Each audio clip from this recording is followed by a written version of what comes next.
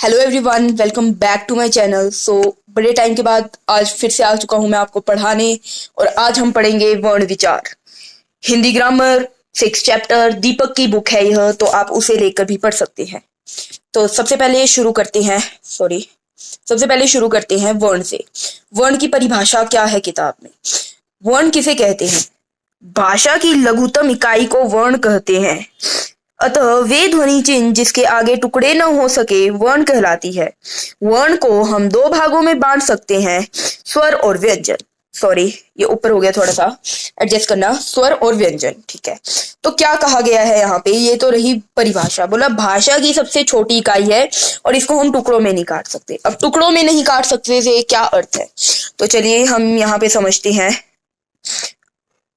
चलिए, वर्ण, सॉरी क्या हो गया, वर्ण वर्ण की परिभाषा तो हमने पढ़ ली, बट इसका अर्थ क्या है वह समझते हैं। सबसे पहले मैं यहाँ पे एक शब्द लिख रहा हूं, कमल। यह एक शब्द है, शब्द, राइट। यदि मैं इसको तोड़ना चाहूं तो यह टूट सकता है अक्षरों में। क, क्या है ये? क, एक सेकेंड वेट, शायद से चल नहीं रहा है। हाँ ठीक है, अब ठीक हो गया। क, ठीक है, प्लस म प्लस ल, यह क्या है? अक्षर। यदि मैं क को भी तोड़ना चाहूं तो मैं इसको इस प्रकार लिख सकता हूं, क प्लस अ, म प्लस अ और ल प्लस अ। यह कैसे आया? यह ऐसे आया कि हमें इतना तो पता ही है कि यह जो है अक्षर है, क्योंकि इसमें स्वर और व्यंजन दोनों मिले हैं, इसीलिए हम इसको स्वर और व्यंजन में तोड़ सकते हैं। यह रहा व्यंजन, यह रहा स्वर। तो मतलब कि हम शब्द को तोड़ सकते हैं, हम अक्षर को तोड़ सकते हैं, परंतु हम वर्ण को नहीं तोड़ सकते। किस प्रकार?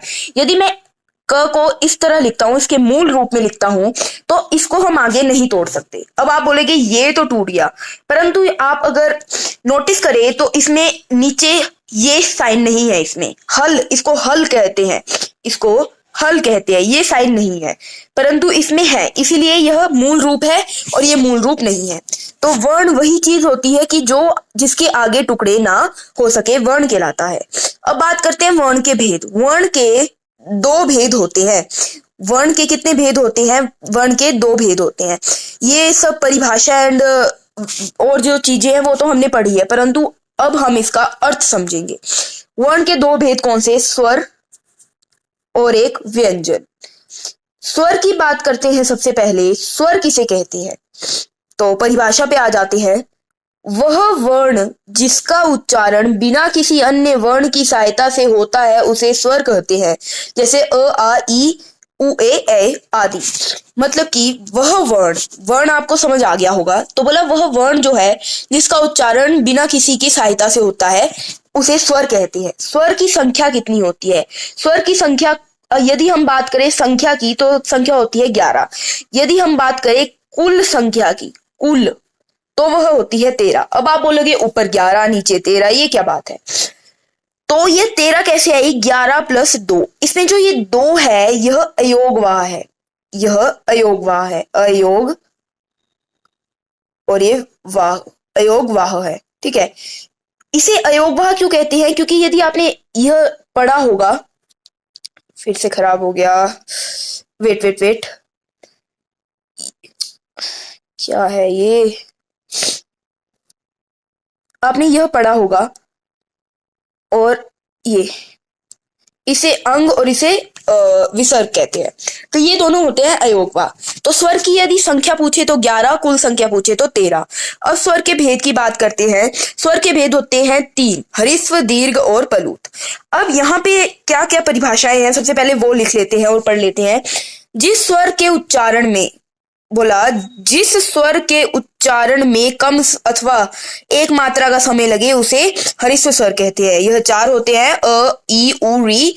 इन्हें एक मात्री स्वर भी कहते हैं। दीर्घ स्वर की बात करें तो जिन स्वर के उच्चारण में ह्रस्व से दुगुना समय लगे उसे दीर्घ स्वर कहते हैं। यह 7 होते हैं, आ, ई, उ, ए, ओ, औ। इन्हें द्विमात्रीय स्वर भी कहते हैं। और पलूत की बात करें तो जिन स्वरों के उच्चारण में ह्रस्व से 3 गुना समय लगे वे स्वर पलूत कहलाते हैं, जैसे ओम, हे राम आदि। तो चलिए, ये तो परिभाषा की बात होगी, परंतु हम इसको समझते हैं। सबसे पहले बात करते हैं ह्रस्व स्वर की। हरिस्व स्वर,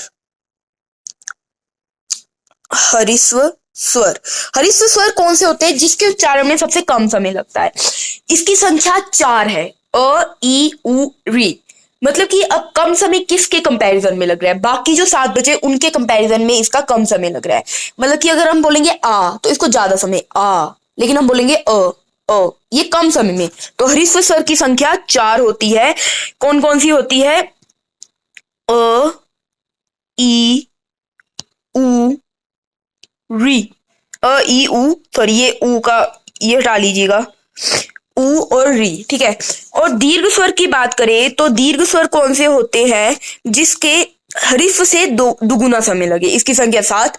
मैं आपको समझा ही चुका हूं, जैसे आ, ई, उ, इसमें ज्यादा समय लग रहा है। तो इसके मैं लिख देता हूं आगे, आ, ई, उ, ए, ओ और औ।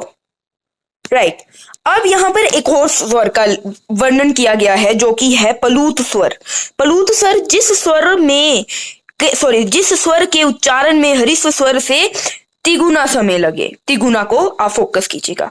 अब हरिस्व स्वर की बात करें तो अब यह इस किताब में लिखा है इसीलिए मैं पढ़ा रहा हूं, परंतु मुख्य रूप से बात की जाए स्वर की तो वह दो ही होते हैं। सॉरी, पलूत स्वर की बात करें, सॉरी मैंने गलत बोल दिया। यदि पलूत स्वर की बात करें तो इस बुक में है इसीलिए मैं पढ़ा रहा हूं, वरना मैं नहीं पढ़ाता। तो स्वर के भेद मुख्य रूप से आप दो लिखेंगे, हरिस्व और दीर्घ। क्यों, मैं बताता हूं। स्वर की मैंने संख्या आपको कितनी बताई? 11। और जो वो दो थे वो अयोगवाद थे, तो वो स्वर में नहीं गिने जाएंगे इतने।